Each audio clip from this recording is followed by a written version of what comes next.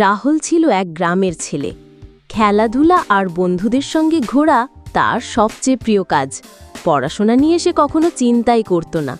প্রতিদিন তার মা বলতেন, বাবা সময় মতো পড়াশোনা করো, নয়তো পিছিয়ে পড়বে।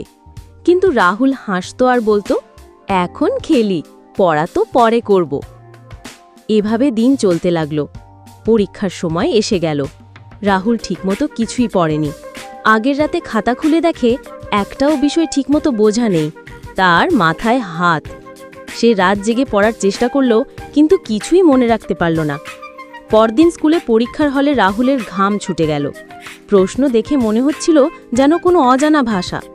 সেই কেবল তাকিয়ে রইল খাতার দেওয়ালের দিকে, কোনো উত্তর লিখতে পারল না। কয়েকদিন পর ফলাফল বের হলো।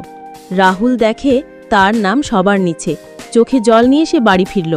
মাকে জড়িয়ে ধরে বলল, মা, আমি ভুল করেছি, এখন থেকে সময় মতো পড়াশোনা করব। মা তাকে আদর করে বললেন, এটাই শিখতে চেয়েছিলাম, এখন থেকে সময়কে গুরুত্ব দাও। এরপর রাহুল বদলে গেল, ঠিকমতো সময়ে ভাগ করে পড়াশোনা করল।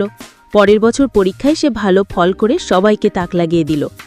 শিক্ষা: সময় সঠিক ব্যবহার না করলে জীবনে সফল হওয়া কঠিন।